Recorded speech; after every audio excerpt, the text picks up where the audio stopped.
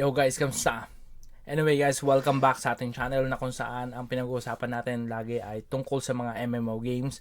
And ngayon, super magugulat kayo dito kasi Axie Infinity guys. Axie Infinity yung nagpasikat ng play to earn games. Nandito na rin sa genre natin na MMO. So ito, the Axie MMO. Kaya ito yung sisilipin natin ngayon. So panoorin natin tong nasa YouTube.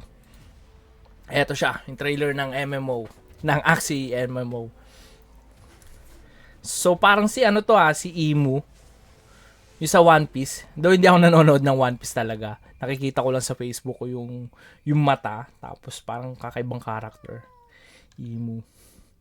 Okay, so basically nasa loob ng bahay. But hindi ko sure kung bahay mo yan. Bahay mo yan for sure. Kasi ito yung farm mo eh. So para tong Harvest Moon, kung nakapaglaro kayo ng Harvest Moon sa PS1, parang ganito siya more on.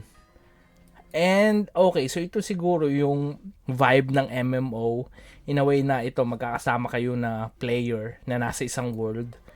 Pero ang tanong is lagi bang ganito, like even sa outside pag pumapatay ng monster, magkakasama, open world din ba? Well, let's see. Ito mga mga life activities and more on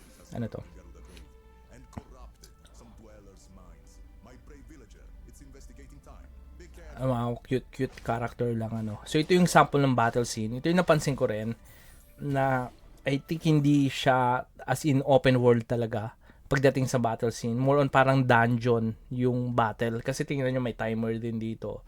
That's itong 9. I don't know kung level to or so feeling ko hindi open world tong part ng nasa labas. Kumbaga parang solo dungeon pa rin. Or kung meron man, siguro mga co-op dungeon. Ito yung mga Axie. Okay, teka. Team. So basically, gagawa ka siguro ng team dito. And hindi ko lang sure na itong mga Axie na to, ito ba yung mga Axie na nabibili sa marketplace? Kumbaga ito ba yung mga Axie before? Yung mga hindi kasi ako nag-Axie din before, pero alam ko yung Axie binibili siya, right? And yung mga nabili nyo dati na maybe hindi na nabenta ngayon, baka possible dito siya magagamit. But hindi ko sure. Or panibagong panibagong NFT na, or hindi ko sure. Tingnan natin kasi trailer lang naman to eh. So ito yung ganun pa rin. Wala pa rin ako nakikita talagang yung talagang open world monster. Ang open world lang ay yung pinaka-city. And ito yung world boss siguro or MVP boss. Pero dito mapapansin nyo may timer pa rin. Hindi pa rin siya yung parang open world na boss. And ito yung I think ito yung currency nila. Ito yung parang sabihin natin sa Ragnarok Zenny. So ito yung parang pera.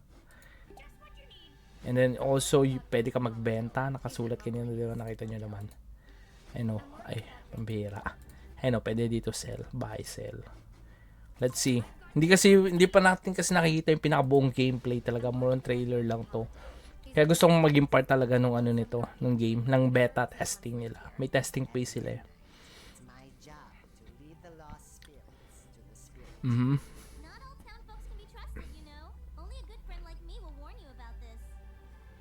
Pagdating naman sa graphics, hindi ko sure kung trip nyo yung mga ganito. Pero pagdating sa MMO, hindi naman talaga masyadong big deal ang graphics. Ang big deal yung gameplay talaga mismo. Yung sistema nung laro. Like for example, yung market system, yung grinding system, kumbaga connected. Ayun yung mga ng MMO talaga. And ito yung main character, hindi to Axie Obvious naman to, hindi to Axie. So ito yung parang main character, tapos meron ka mga Axie pet na kasama. Yata. Kasi ito babae naman. So siguro parang ganun. Ito babae naman yung kasama mo, tapos puro Axie. So maybe may isang main character ka na napipiliin, tapos Axie na iba. Tapos yung ito main character din to for sure. Hindi ko nanguhula lang ako. Ayan 'di ba nung pumasok siya wala na yung dalawa. Ha. Kahit tayo ano mangga. Ano to? Ito yung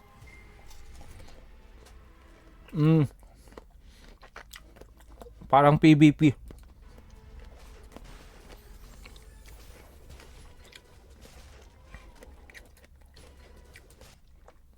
Or mapapansin nyo dito, parang Guild War. Kaso parang kung Guild War naman to, napakaunti naman. Like 3 versus 3. And also makikita nyo yung mga character dito din. Yung tatlo kanina. So siguro pipili ka lang dito kung ano yung papalakasin mong ano talaga. Ito sa Axie. Well, let's see. Ano kayo magandang ano nito? Ayun lang, patapos na. Pagtitingnan nyo. So yun na.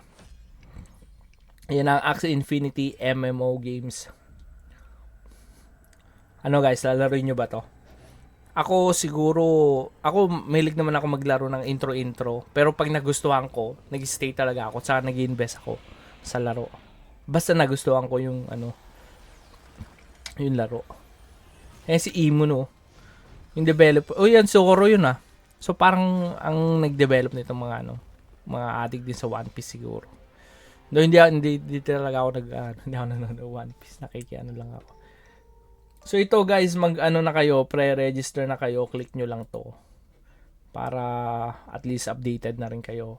And mag-subscribe na rin tayo dito. Naka-subscribe na pala ako dito. And guys, mag-subscribe na rin kayo sa channel ko ha. Kasi ngayon, ito good news, super tambay ako ngayon sa computer. Ang gagawin ko, kaya matututukan ko lahat ng mga MMO na lalabas ngayon. Kumbaga lahat ng mga MMO, updated ako, ilalabas natin content yan para updated kayo sa mga MMO na lumalabas. So sa pag pre-register, click nyo lang yan, tapos magko-connect lang kayo ng Ronin wallet. Ito yung ko Ronin, hindi ko napapakita ba, makita nyo yung million kong pera. Hindi, joke lang, walang laman to. Ayan. So ano pa ba? And also dito sa part na to, ilalagay ko din to sa sa description, pati yung pre-register lalagay ko din para masilip nyo. But ang kailangan nyo lang makita dito, siguro kung shortcut lang, andito lahat yung in-explain nila yung gameplay. Like for example, ito yung gameplay. Squad-based combat pala. So yeah, tama nga. Ibig sabihin, control mo lahat ng character dyan. Lead a squad of 4 axes. Para tama, ganun nga yung nakikita natin. Wala talaga siyang open world monster. I think more on parang dungeon run siya na magra-run ka na meron kang 4 axes na kinokontrol. Yun lang. And yung crafting kasi hindi naman masyadong lininaw dito kung paano crafting ang gagawin nila dito. Upgrade and decorate your home. So, para saan ba yung home na yon? Konektado ba yon sa pag-grind? Or ano lang ba talaga siya, pampaganda lang, pampaporma? We'll know. Kasi syempre hindi pa masyadong yung na to. Pero based sa mga naririnig ko, I think dine-develop nila tong game na to for almost 3 years na. So, let's see. Dahil pa rin siya, dahil nga Axie Infinity to, play to earn games, ang nagpasikat ng play to earn games. So, possible na may malaki din siyang potential. Pero wala namang mawawala kung magpe-pre-register at makikiabang-abang kung ano meron dito. Alright? So guys, see you sa next video.